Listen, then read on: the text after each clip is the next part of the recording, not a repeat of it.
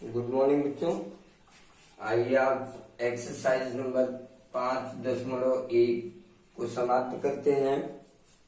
समांतर श्रेणी के दीर्घ उत्तरीय प्रश्न का पहला प्रश्न देखिए। सिद्ध कीजिए an बराबर 4n+5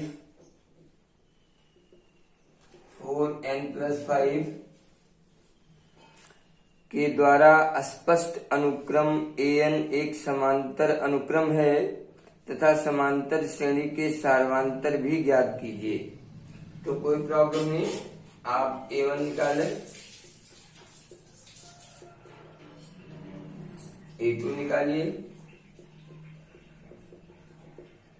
a3 निकालिए,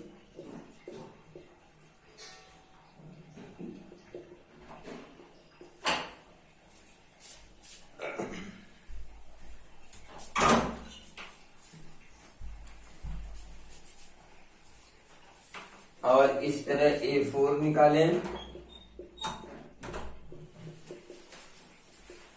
और अब आप इनकी सार्वंतर को ज्ञात करें। a2 minus a1 13 minus 9 4, d2 निकालेंगे तो a3 minus a2 17 minus 13 4, d3 निकालेंगे a4 माइनस a3 21 माइनस 17 बराबर 4।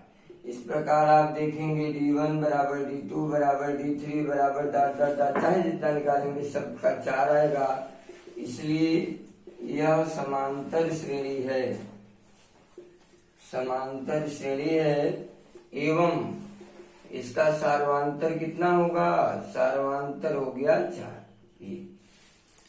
ये आपका प्रश्न है। और तीसरा सवाल भी देखें।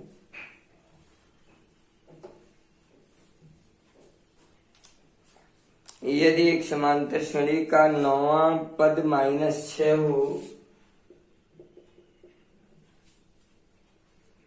तथा सार्वंतर 5/4 हो तो इसका 25वां पद ज्ञात कीजिए। तो T9 का मतलब a+8d बराबर -6 और सार्वंतर 5/4 दिया हुआ है, इसका प्रयोग करेंगे 5/4 तो आपको मिल जाएगा 4 दूनी 8, a+10 बराबर -6, a का मान -6 -10 -16। आपको प्रथम पद भी मिला, अब आपको 25वां पद निकालना है, मतलब T25। तो ये आ जाएगा a+25 -1 into D that is a+24d, a का मान -16 धन 24 गुणे d का मान 5/4, 4 से 24 -16 धन 30 और घटेगा तो ये आ जाएगा 4, 2 से गया 1 14। ये 25वां पद हो जाएगा।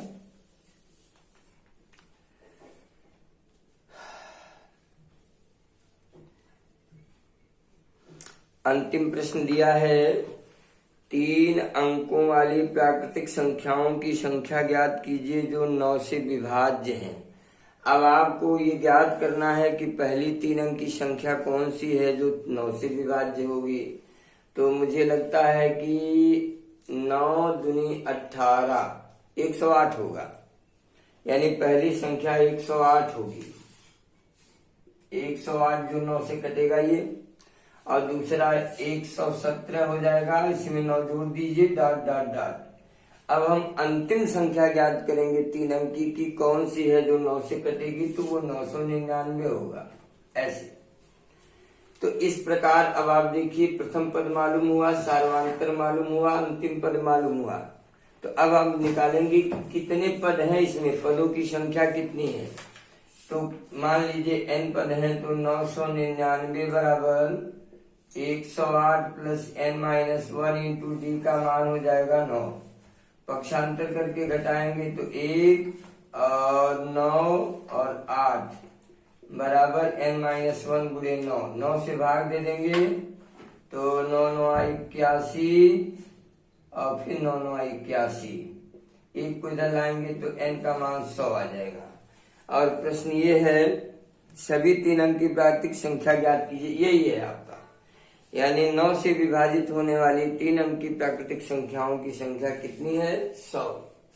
9 से भाग देंगे, 9 9 81, 8 फिर 9 9 81, हाँ 99 और 100। तो इस तरह देखिए एक्सरसाइज खत्म हो गई।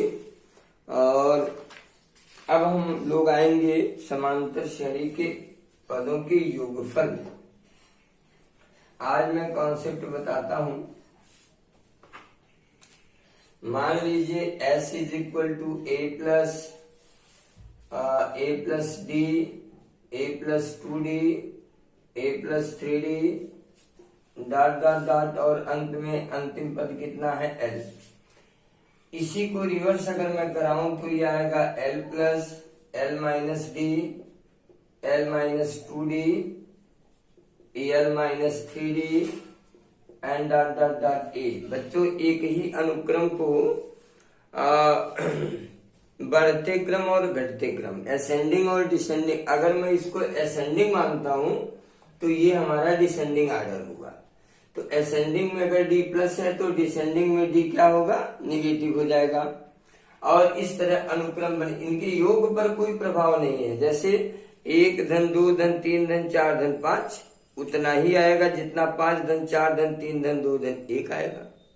तो योग में अंतर नहीं है। अब जोड़ दीजिए जरा, इनको जोड़ेंगे तो 2s बराबर corresponding element a plus L D D कटेगा, a प्लस एल, यहाँ भी डी डी कटेगा, a प्लस एल, और इस तरह अंत में भी a प्लस एल मिलेगा।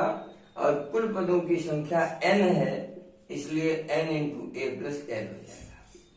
इसलिए s बराबर n/2 a प्लस एल, यानी समांतर श्रेणी के n पदों का योगफल n/2 a प्लस एल है। एक कॉन्सेप्ट आपको मिला। l क्या है? आपका nवां पद है, लास्ट पद है। क्योंकि tn बराबर l बराबर a plus n minus 1 into D, तो अगर हम l की जगह इसका प्रयोग कर दें तो एक और फार्मूला हमको मिलेगा, a plus n minus 1 into D, that is n/2 2a plus n minus 1 into D, ये मिल जाएगा। और इस प्रकार SN के दो कॉन्सेप्ट हमको मिलते हैं। पहला हम तब प्रयोग में लाएंगे जब प्रथम पद और अंतिम पद ज्ञात होगा, और दूसरा तब लाएंगे जब प्रथम पद और सार्वंतर ज्ञात होगा। प्रश्नों की भिन्न भिन्न स्थितियों में इन दोनों कॉन्सेप्ट के अलग अलग उपयोग किए जाते हैं। हर सवाल में हर कॉन्सेप्ट का यूज नहीं किया जा सकता। प्रश्न की स्थिति के अनुसार इनका हम उपयोग करते हैं। तो आज हम यही रोक देते हैं, फिर कल कंटिन्यू करेंगे। Thank you.